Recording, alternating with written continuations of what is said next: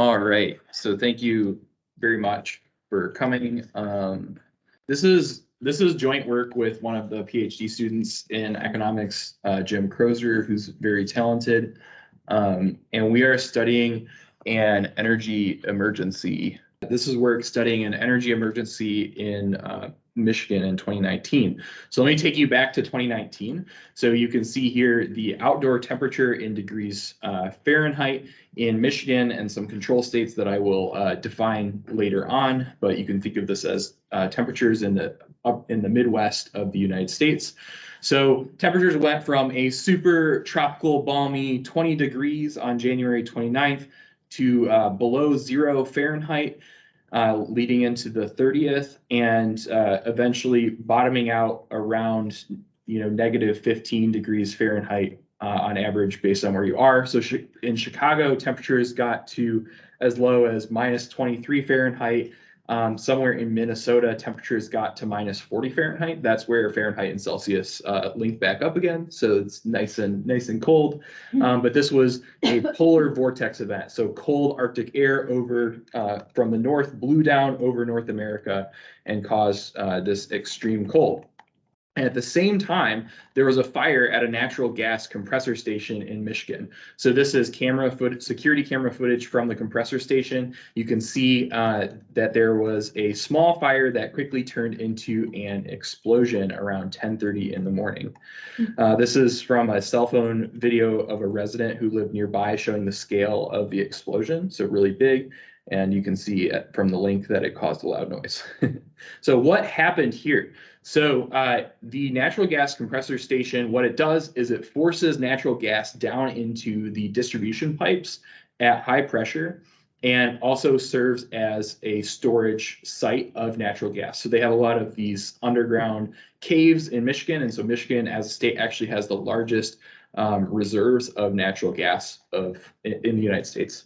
And so when there is a problem with the plant, what they do is they have what's called a blowdown event, where they actually vent out natural gas from these vents down here along the side. And the idea is that they can safely blow off natural gas and shut down the compressor station, and there will be no problem. But on the coldest day in recent memory, the wind happened to be going at about 20 miles per hour in a northeasterly direction, which directed the natural gas from the blowdown vent directly over the exhaust pipe of the fuel compressor plant. So natural gas, I've been told by some scientists that it needs to mix with air to a certain level to be able to be ignited. And so the wind was just enough that it didn't disperse the gas too much or not enough. And it actually, you had all of the things that you needed for a combustion reaction. So we have this huge explosion on the coldest day. All right. So the energy utility in Michigan, the largest energy utility is called Consumers Energy, who owns this plant. They start taking immediate action to curtail natural gas consumption. So this Ray compressor station, that's the natural gas compressor station with the emergency, was the largest source of natural gas capacity in Michigan for that day. So demand that day was expected to be about 3 billion cubic feet, and the Ray compressor station was supposed to provide more than half of it, 1.8 billion cubic feet. So why are they so worried? They're so worried because if they are not able to pack more gas down into the pipes, they could lose pressure throughout the entire system, and nobody would have heat in the state of Michigan during the coldest day of the year. So if you remember the Texas polar vortex of 2021, where hundreds of people died from temperatures a little bit below freezing, this would have been substantially worse than that, is what I expect. So the utility, they draw upon all of their standby natural gas reserves.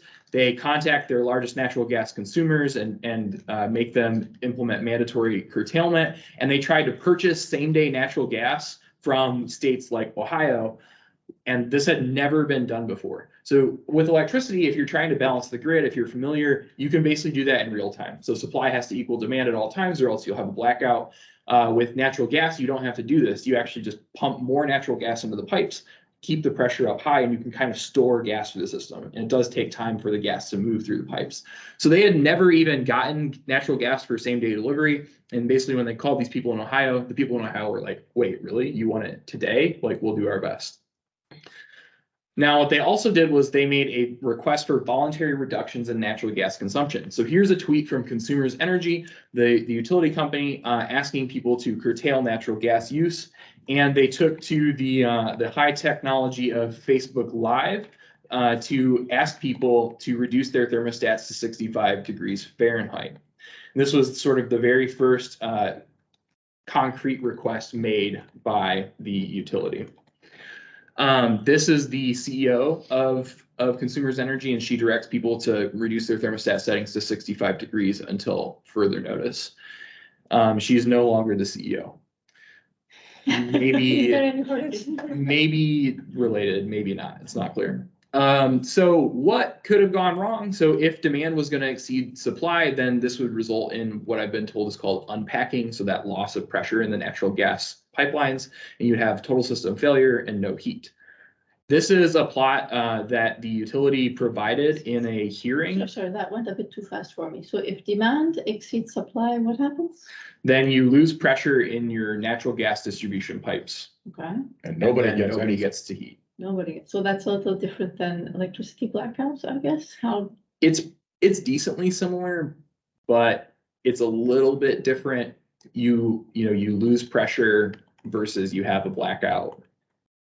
But I think you can think about it as mostly the same in this scenario, except that it's more difficult to like ship or like import gas than electricity.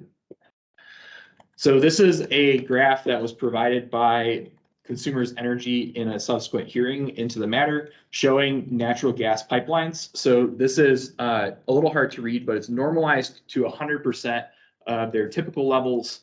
And you can see that as the day goes on. So here's where the fire begins at around 10:30. And you can see that pipeline pressures are falling going into the evening when it's becoming colder. I've been asked before, like, what are these colors? The utility clearly just added these for dramatic effect. There's no sort of meaning for them. All right, so think of yourself as being the person in charge. You're in the situation room. It's 8:00 p.m. All of your gas reserves, are already used up. You didn't get any of your deliveries from Ohio. There are no, there's some interstate rivalries, but I don't think it's playing a role here. I think that they really did their best. Your compressor station is still offline. Temperatures are getting colder and colder. And you have this chance of like a huge natural disaster on your hands. So what they do is they call up the governor of Michigan. So this is Governor Gretchen Whitmer. She was elected the previous year, and she actually had just assumed office in January. So this was the start of her time in office.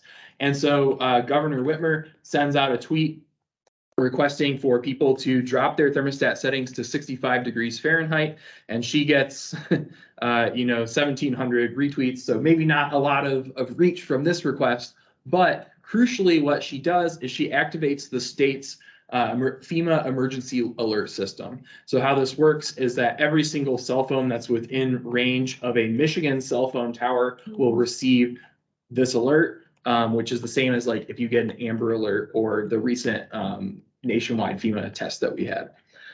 So everyone in the state of Michigan gets asked to lower their heat to 65 degrees. And that's what we're going to study in this paper.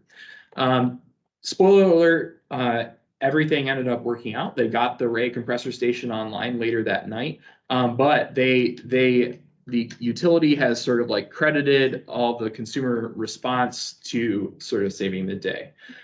So we're going to... Is there data on that?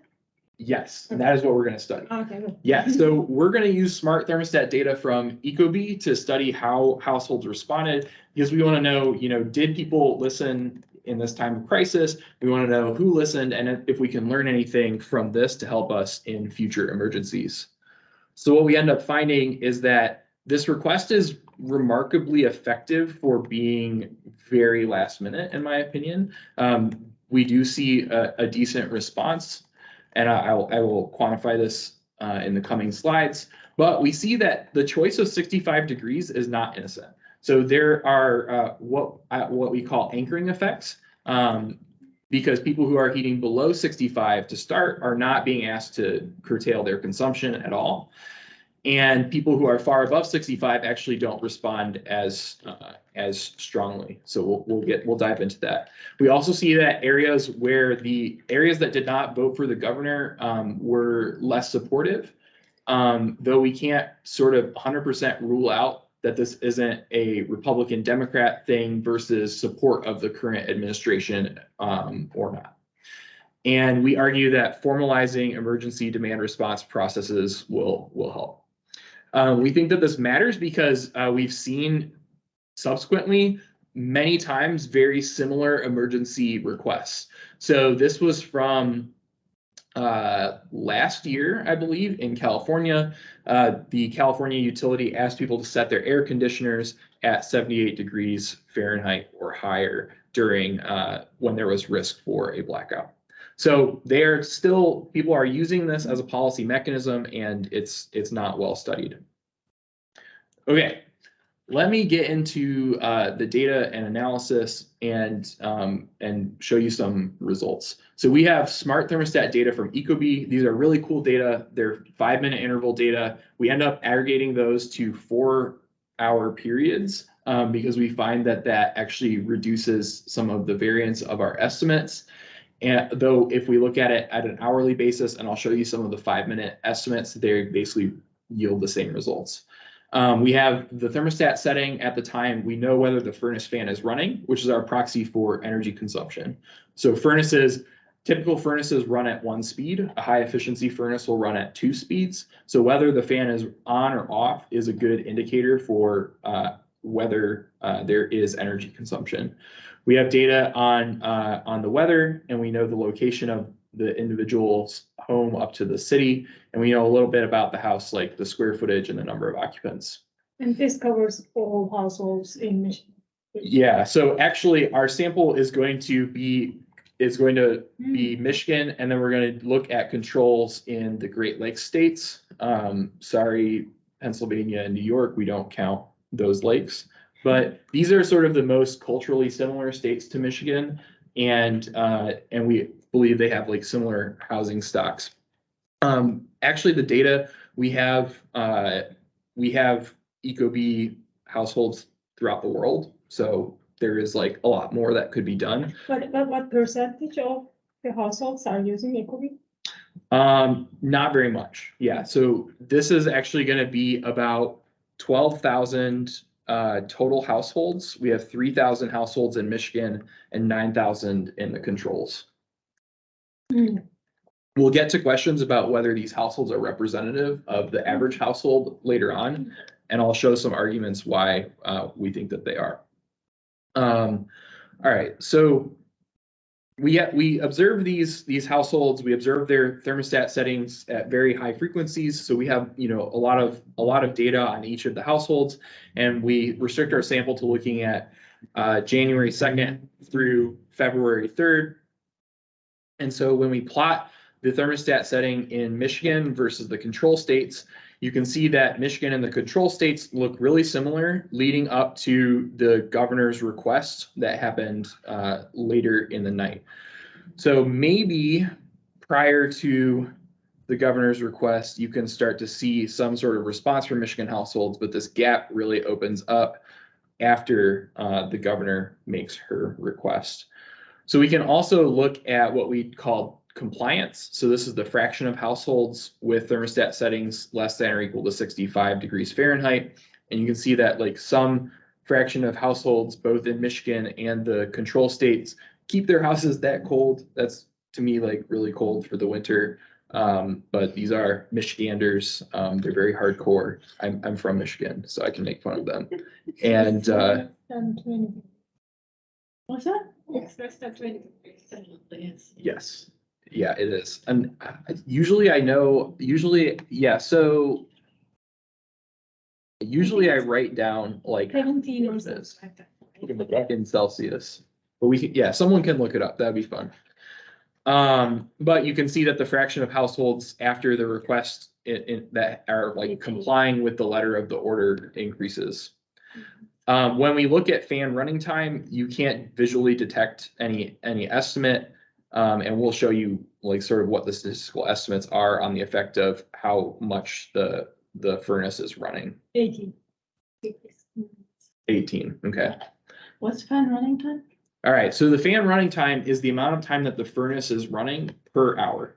So if you set a temperature setting of 70 degrees Fahrenheit, and then your furnace is going to run for maybe 30 minutes on a really cold day to heat you up to that level. And your furnace basically runs at one output speed. So if you have to run more to get to, if your furnace has to run more, that means that you're consuming more natural gas. Okay, so we're going to estimate the treatment effect. I don't think that, well, I guess we have our IO friends online who have done empirical work. So maybe there are some people who are linear regression aficionados like myself. But basically, this is what we call a two-way fixed effects regression analysis.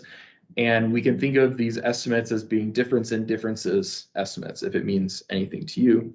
But if not, that's okay. What we're estimating here is what's called the average treatment effect on the treated group.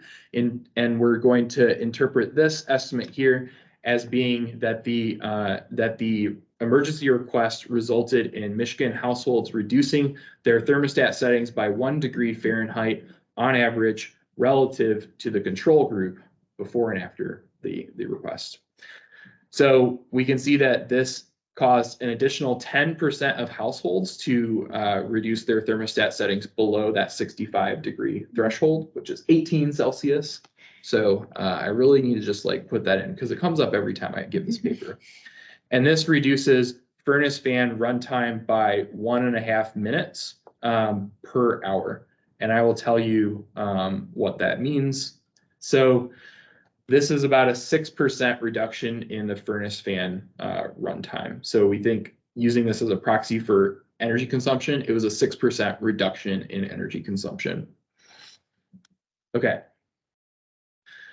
We can do a whole bunch of different things to these estimates, and these numbers hold across doing a lot of different things. If you're really into that, we can talk about these different robustness checks. But I'm going to save it for today. Economists love that stuff. If you've been to an econ talk, that's what we'd be getting into that. We also look at like different behavioral channels of responding to the request, and we don't see much evidence of any of people using their thermostats in a different way. So changing their thermostat to the hold function, which sets a constant temperature throughout the day rather than their programmed temperatures that they have throughout the day. We don't see people using automated thermostat options more. We don't see people turning off their furnace, which that would have been a bad mistake and probably resulted in their pipes freezing. So it's good that they didn't do that. And we also, these smart thermostats have motion sensors on them, and we don't see that people like left their homes during this or stayed home more relative to the control states. In addition, if we control for those variables, it doesn't change the main estimates, though I'll tell you that that's not a good statistical idea. So another thing that we're going to do to convince you that these are really good estimates is we're going to look at a placebo cold wave. So this was the emergency event here, the 29th and the 30th, and we have a similar decline in magnitude on the 19th and 20th in temperatures. So let's see, maybe Michigan people are weird and that's how they respond to cold temperatures. Okay, so we can plot the data for Michigan and the control states, and we see that before what we're calling the placebo request, if we imagine that an emergency had occurred on the 20th at the same time, that we don't see sort of a widening in the gap. We don't see any difference in the fraction of households with their thermostat settings below 65 Fahrenheit or 18 Celsius. The furnace fan run times are really tight. And when we estimate these, we either get not statistically significant zeros or very precisely estimated zeros. So this would suggest that Michigan households increase their thermostat setting by 0.06 degrees Fahrenheit, which is, a precise zero. Okay, getting back to your good question, how representative are smart thermostat users? So we might believe these estimates. These are cool data. They're really fun. They allow us to get these estimates, but are ecobee people weird? I'm sure that they are a little bit weird, but actually all of our tests have shown that ecobee people are responding in very similar ways. So ecobee is marketed as energy efficient. You could think of it as a luxury good. Like you have to spend $100 usually to get this thermostat. But when we compare our estimate from the natural gas savings at 6% with estimates using aggregate data that the utility provided to us, our estimates are 6%. The estimates with those data are 10.7%. So if we expected that these households were more likely to contribute to public goods, they're more green, right? Green focused, you would think that they would have a stronger response. Now, another thing that we did to test for selection is we looked at the adoption date. Yeah, Vera. So what did you conclude from the previous one? Does this mean that they save less than the general population? 6% versus 10.7%? We think that these numbers are reasonably close and we don't sort of like read into them being that different. I guess that you could sort of with a really critical eye consider, you could be like, okay, maybe the people with the smart thermostats are less likely to contribute to the public good, and maybe that's the selection story. But that really, we can't really think of like why that would be the case. We think that these people with ecobees are sort of like green users. They have higher incomes. They're more likely to be contributing to like pro-social causes. That's kind of our perspective. I'm open to another story though. No, I wasn't sure what the conclusion was in that. Is 6% statistically significantly different than 10.7% or not? I don't know if it is, but so if we thought, so our selection story is that we think that the ecobee users would have a higher response than this, and we actually don't see it. Right. Yeah. And I haven't tested or maybe I tested this, whether these are statistically different from each other, but I don't have that test for you today. I mean, so then the answer to how representative would be not very, except not in the direction you would have expected. Yeah, that's fair. Okay. So another thing that we did to look at whether these households are selected was we looked at effects by the adoption date of their smart thermostats. So the idea here is that early adopters of smart thermostats are quote unquote more ecobee. So these are, the really green people or the really pro-social people who really wanted to get these cool thermostats that promise to save energy, which there are good papers showing that they don't save energy. So let's see if the early adopters and late adopters responded differently. Before you go too much further, there was an online question. Karthik had a question. I know you may not be able to see them though. Michael, can you hear me? Yeah. Hi, Dylan. Sorry, I was on the phone earlier. I couldn't introduce myself.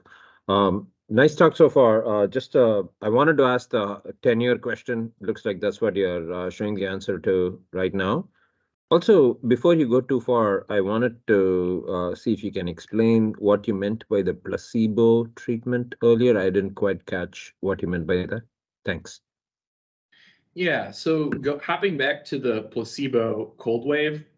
So the question that we're trying to address is, what if Michigan people just respond to declines in temperature in a different way from the people in the control states? So what if we're just seeing how Michigan people respond normally when temperatures drop by, roughly 20 degrees Fahrenheit? So what we can do is we can pretend that we saw a treatment, which we call a placebo treatment, a placebo emergency request on the 20th. So this placebo request is, we imagine that there was a request to reduce thermostats to 65 degrees on January 20th at the same time as what happens on the 30th later. And we can see whether we see results that would suggest that this was a statistical artifact that we were estimating. Does that make sense, Kartik? Got it. So what you're saying is this placebo request actually did not happen, but a 20-degree drop did happen. So that's the difference between the two dates. Exactly. Got it. Okay. I mean, sorry, I reduced it to a 10-year-old level, but yeah, thank you. Oh, no, that's a good question. I mean, it's we call it a placebo in economics, but like obviously it's not actually a placebo, right? It's I don't know. Maybe it's close. It's an analogy that we use to probably make ourselves feel better. Were you gonna say something, Beryl? I'm still stuck on the previous slide. So not that one, the previous one, Yeah. this one. All right, I so was wondering if there's an anchoring effect here in that maybe the ecobee households are set at a lower thermostat point than the general public. And then when they say drop down to 65, they crank it down somewhat proportionally to their distance from 65, which would explain this. But I don't know if there's other research that, you know, shows adopting an ecobee does it. How does the thermostat set point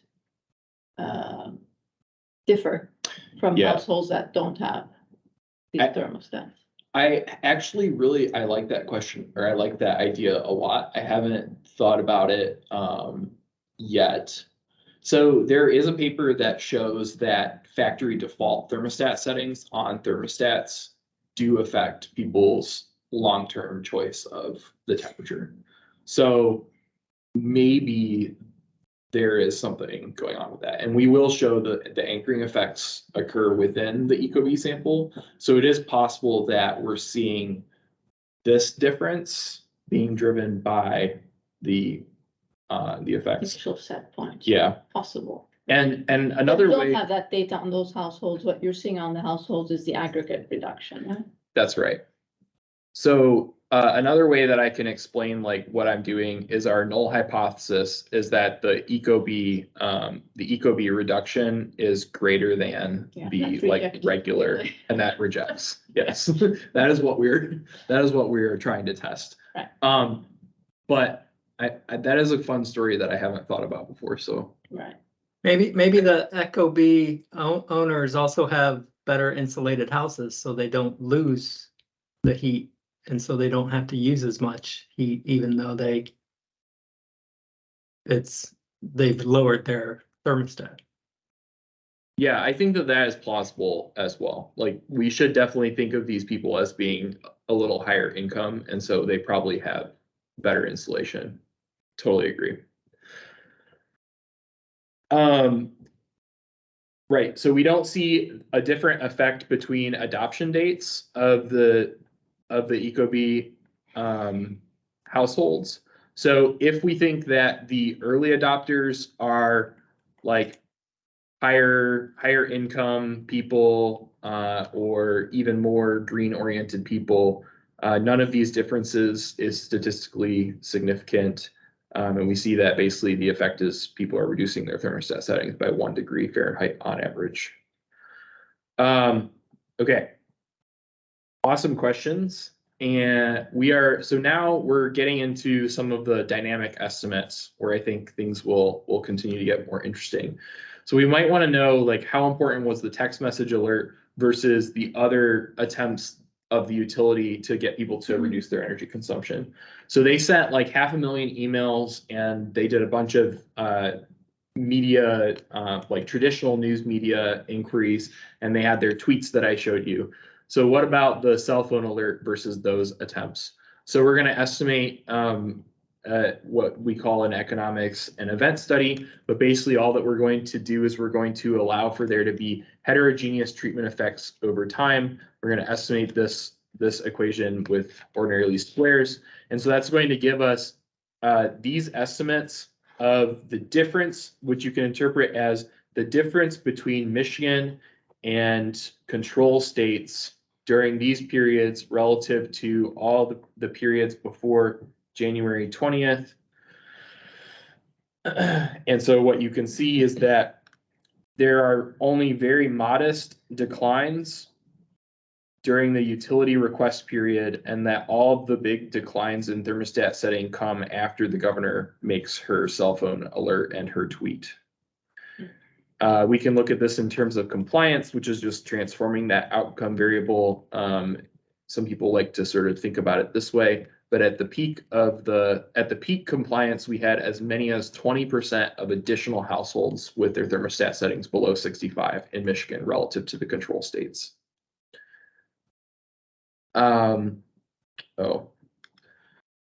So this should be the furnace fan. I guess I don't have a picture of that, but I think I have other pictures with the 5-minute data showing the furnace fan regression results. So sorry about that. All right, so now what about the 5-minute data? So what if we look at that super high frequency data? Can we learn something even more? So like, can we sort of distinguish the effect, see exactly what's going on at even finer detail?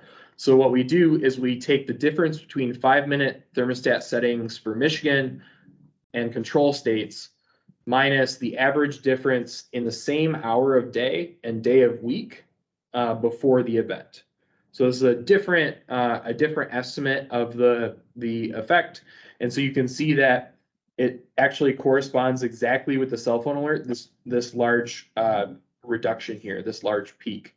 That sort of the thermostat settings drop off of. The other thing that you can see is that even before the all clear was given, people's thermostat settings start to increase. So it's hard to maintain compliance for such a long time, and people end up getting tired and sort of like letting their thermostat settings creep back up. Or they just crank it up before going to bed in that case. Yeah, that's possible too. When we can do this 5-minute estimate with the placebo cold event, and we don't see like these changes, which is nice. Okay, so households, they didn't comply at first with the traditional requests, and the governor's application was like, with the text message alert, was key to getting any reductions.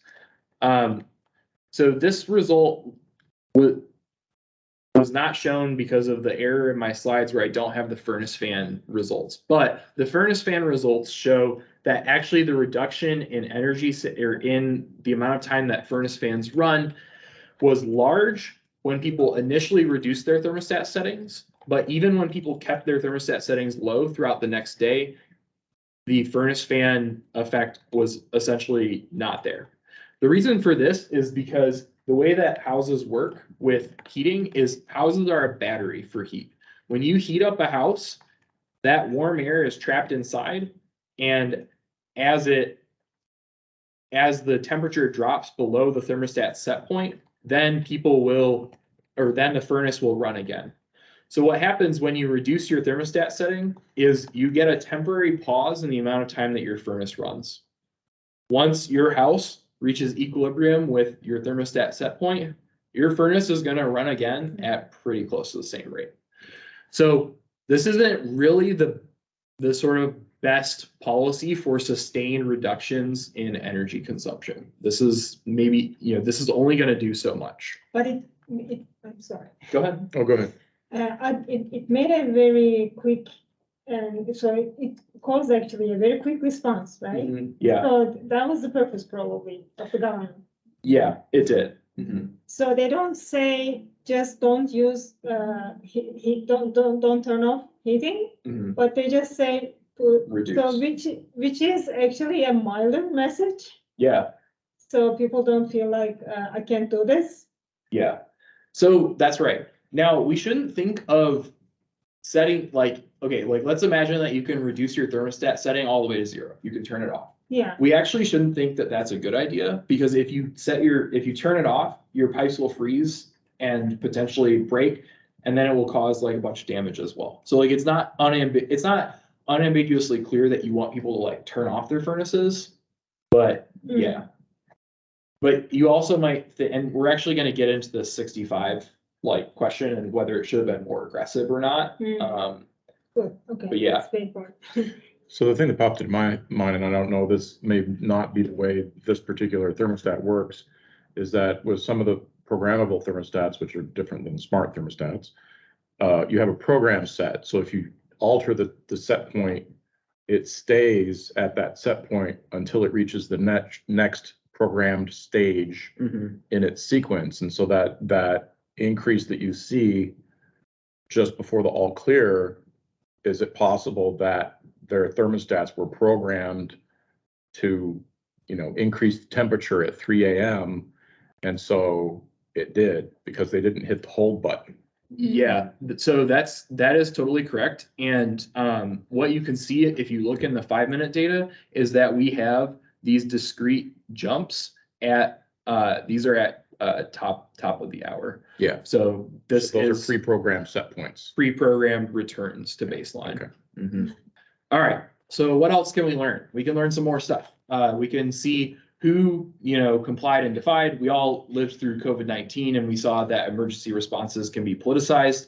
So we hypothesized that areas that didn't support the governor might be less likely to comply with the request. Now, the governor of Michigan, this governor of Michigan, she's a Democrat. So these are Republicans or areas that did not support a Democratic candidate is how we define it, or the amount of her vote share is how we define support for the governor. So it is possible that this is just a leave me alone, I will not comply response rather than opposition to the governor herself. But we should think of the governor as being at her most popular because she was just elected, had just taken office. She she won by quite a bit. And she ended up later becoming a really polarizing figure in the COVID-19 crisis. But I think at that time, she hadn't yet done anything that would sort of affect her popularity. So we should think of her as being a fairly popular leader. There was that whole kidnapping. Yes. Yes, that did happen later. And that was about COVID. I don't think about the thermostats. Yeah. Okay. So what we're going to do is we're going to get election data from the CQ Press. So we know the county vote shares for the governor. And so we're going to basically define bins for vote shares. So if the county voted 40 to 45% for the governor, then we're going to give that a separate variable, and we're going to see how the treatment effects differ across these different bins of support for the governor. The other thing that we're going to study in the same exact estimation is we're going to study the effect of the 65-degree reference point. So I sort of already suggested, and we've had good questions from Beryl about the anchoring effects, that this is not going to be an innocent choice. So we do have the IO. I'm really talking to these IO people who I don't even know if they're actually paying attention, but we do have IO people, so we can do economics, and maybe somebody will appreciate this. But if you focus on person A, this is a person's demand for thermostat setting. So this red line is the marginal cost of increasing your thermostat setting by 1 degree Fahrenheit. And so the demand is equivalent to the marginal benefit or your marginal willingness to pay for an additional degree Fahrenheit. So when your demand is equal, your marginal benefit from an additional degree Fahrenheit is equal to the marginal cost of an additional degree Fahrenheit. That defines what thermostat setting you would normally choose. So anywhere to the right of this intersection point, the cost of heating your home higher is not worth the benefits that you get. And anywhere less, any temperature less is going to mean that you are able to get more benefits. It's going to make you happier to increase your thermostat setting by 1 degree Fahrenheit than the cost. Now, what we hypothesize is that this request to heat your thermostat, to set your thermostat to 65 degrees Fahrenheit is going to impose a moral marginal cost, which is a term that has been used in the charitable giving literature and economics. That is going to penalize the cost per degree Fahrenheit for each household. And by choosing that 65 degree Fahrenheit threshold, we further hypothesize that there's going to be a moral subsidy for thermostat settings below. So imagine that you are typically, you love the cold. You're typically setting your thermostat setting somewhere around 60 degrees Fahrenheit. You get a text message and it says, emergency, set your thermostat setting to 65 degrees. Suddenly you're like, wow, like I'm way colder than the average person. I can probably increase my thermostat setting. Or your spouse says, I told you, make it warmer in here. And so you increase your thermostat setting. So you have, for people who are above 65 degrees Fahrenheit, a moral marginal cost, and you have a moral subsidy for people whose baselines are below 65 degrees Fahrenheit. And you have the potential for people to end up at a corner solution, which I don't know that many people are that interested in the econ model. So we'll leave it there. Okay. We want to test whether these anchoring effects are going to bite. So our hypotheses are that if your typical thermostat setting is less than 65, you won't reduce your thermostat. And if you have a higher baseline thermostat setting, then you have a higher cost of compliance and your compliance might be lower. Okay. So we create similar bins for your baseline thermostat setting during each day of week and hour of day combination from before the emergency event. And we do this in 2-degree intervals. And what we're going to do is we're going to interact all of our vote share variables and all of our thermostat setting, typical thermostat setting baseline variables with the treatment variables. And we're also going to control for things because now we have to worry about other things that are correlated with vote share and baseline thermostat setting. So we're going to control for median income, age, population, fraction male, white, fraction with a high school education or more, and fraction of non-US citizens to proxy for language. And we also know we're also going to control for the square feet of the home and number of occupants and the type of house it is and how old it is. Okay. So you shouldn't think of these as, so the previous estimates, we make an argument that those are causal estimates. These estimates you should think of as correlative. We can't make such a strong claim. Okay, so what is the vote share effect on thermostat setting? So we see that the vote share effect that people who voted for the governor have a larger reduction in their thermostat setting compared to the people in counties that did not support the governor.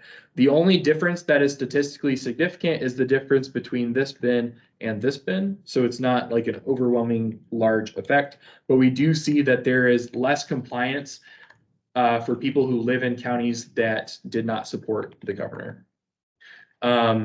We can put that in terms of the fraction of households that did or did not comply. So there's about 8% of households complied in the area that only voted 30% to 40% in favor of the governor, and somewhere between 15 and 20% of households complied in areas that were most supportive of the governor. So this is like a doubling in the compliance rate.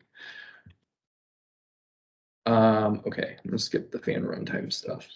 Okay, so we see that the baseline temperature effect has our hypothesized results, and we actually see that people who typically keep their thermostat settings low increased their thermostat settings. So that story I told about people getting this like moral license to increase their thermostat setting, that is consistent with our estimates.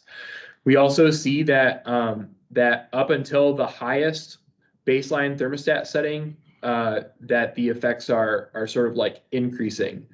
So these people, so let's imagine, so let me interpret what these estimates mean. So this means that if you typically keep your thermostat setting at somewhere between 65 and 67 degrees Fahrenheit during that hour, then on average, you reduced your thermostat setting by 1 degree Fahrenheit.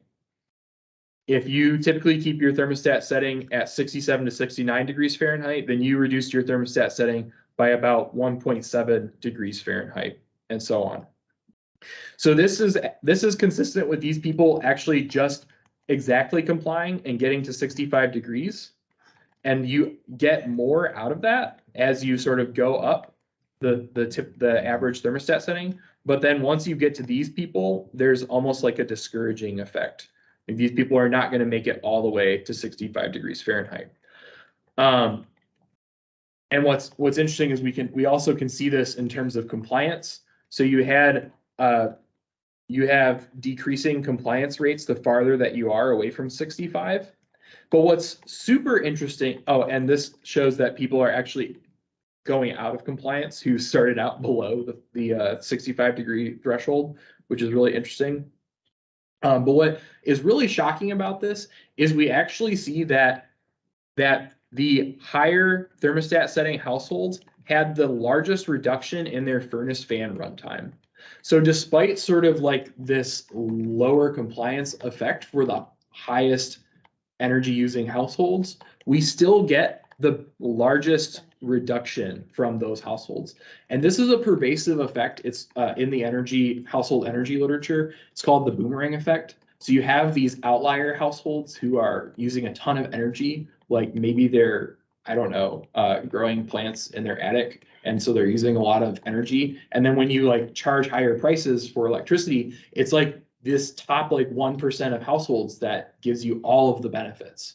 So we see this boomerang effect Even here. if their response is less than the others in terms of degrees reduction. Yes. Mm-hmm. Yeah. Because the furnace runs so much to Mhm. begin. So it's not a, So there must be like an exponential Yeah. like energy use curve, right?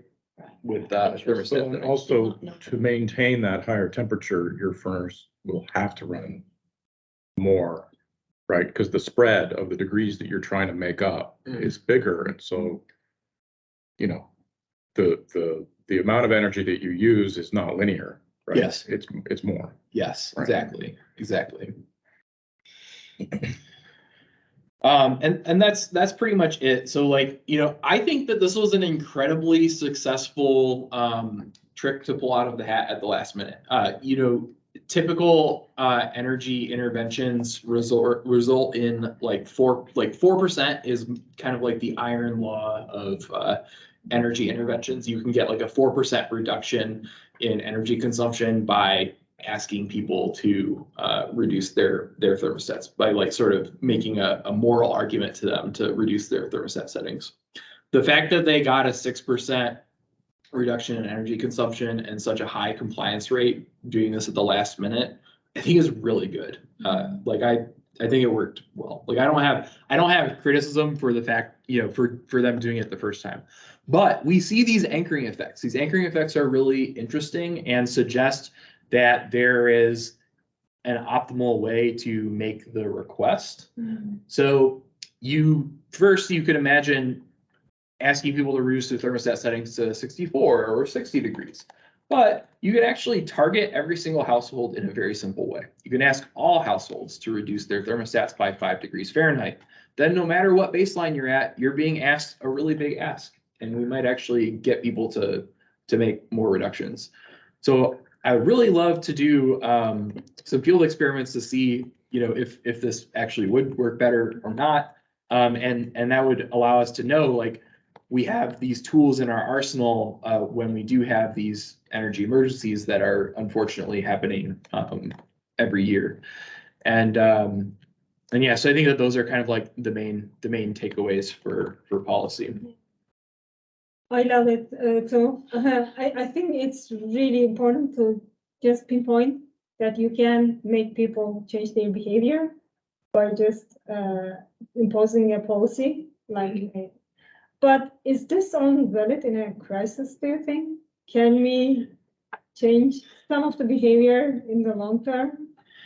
Yeah, so there are studies looking at the use of moral suasion to reduce energy consumption, and that's where that 4% number comes from.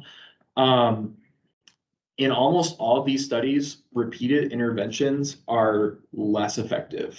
Mm-hmm. So there's this concept in psychology of dishabituation, where when you first get a cell phone, you get app alerts and they're really jarring and they arrest your attention. And now we're like dishabituated, right? Like we're just desensitized to them. So I think that if you overuse this type of thing, that it won't work very well.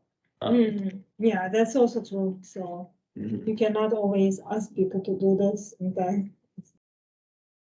But it's still like during summertime and when you have real crisis with the heat, Yeah, the other way around. So you can still gain some energy. yeah, definitely. Totally agree.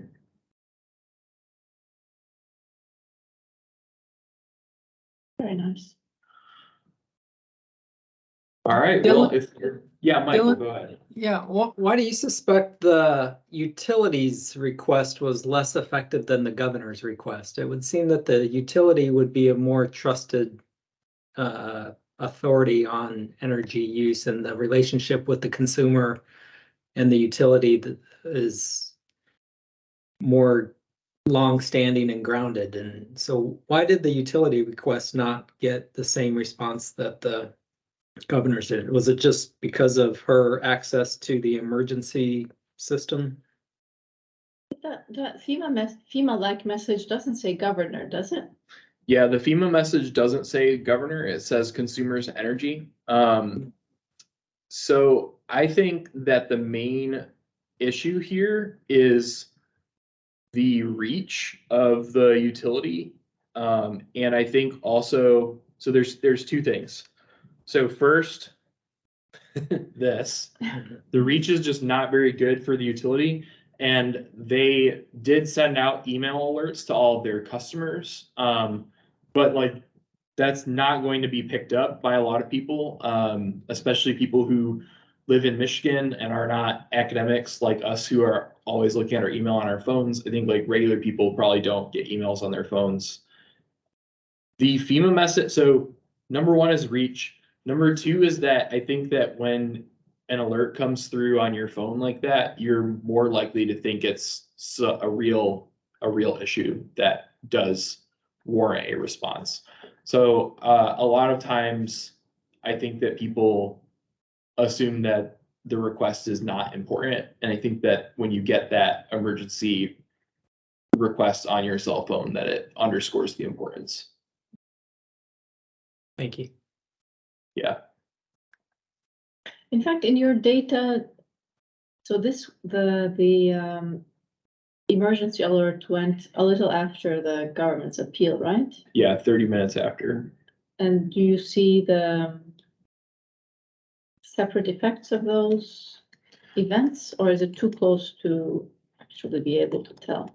So we see the biggest effect for the governor's, sorry, for the cell phone alert. Yeah. So it's really hard to see on this graph, but so like this reduction is the governor's tweet, and this bigger reduction here is the cell phone alert. And the utility was.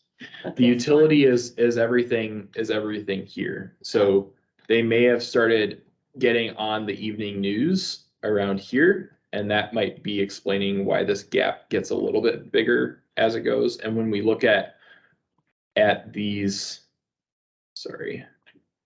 at these estimates, we do see a statistically significant reduction during the utility request period, but it's very modest. Kartik, were you going to ask something? Yeah, I was. So you showed this model with the marginal cost. Is that correct? That was interesting to me. I don't know. I couldn't pick up, especially online, if you showed an estimate of what that was. Like a dollar estimate of what the moral marginal cost is? Yeah, or a percentage of usual marginal cost. So yeah, we haven't done that in this project. I have another follow-up paper where I'm working on that. So we've seen the request here in Michigan. I showed you the California one, and there was another request in Texas asking people to reduce their thermostat settings. So we're going to study all of these requests and try to actually estimate this model and estimate the moral marginal cost, which I think will be like really, really fun. Yeah, very cool. This is, I like this model. Yeah, it's actually it's actually related to, like I said, this charitable giving literature.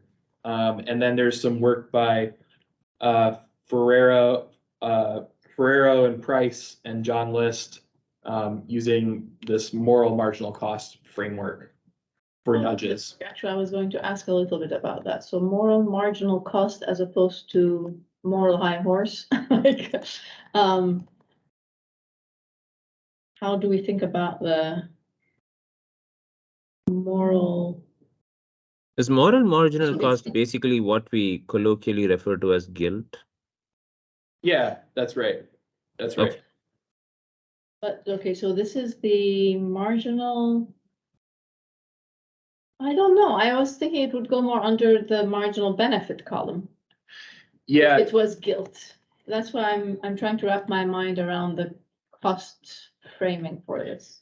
yeah, you can do it either way, like, but basically like the utility function, you could write down a utility function that is like the benefit from your thermostat setting minus the cost from your thermostat setting. So this is the heat cost minus the moral effect of the thermostat setting minus or plus whatever, however you want to think about it. And so like we could put brackets like around these, or we could put brackets around the benefits and the moral term and think about it either way. Yeah. But yeah, we can think about it as guilt. We can also think about this as like how we enforce social norms. So if we're talking about how many questions you ask in seminar, and then you shame people afterwards for how many questions they ask during seminar, then you impose this cost. And then people who are quiet, if you sort of like encourage them to ask more questions, and then everyone sort of like, does what, But there is a big norm difference is. there. You see other people's questions. So normally when you are in a household, you don't see others' behavior. That's true. Yeah. So it is a game. Yeah, Yeah. exactly. Sorry, Kartik, go ahead. Sorry, I was just going to excuse myself. I have to go. I have a secondary childcare situation. But great talk. Hope to meet you all in person sometime soon. Okay, bye. Yeah, thank you. Thank you. Thanks, Bing. Yeah, we are Yeah, over we're time. on. So. Oh, sorry. Thanks everyone for joining us.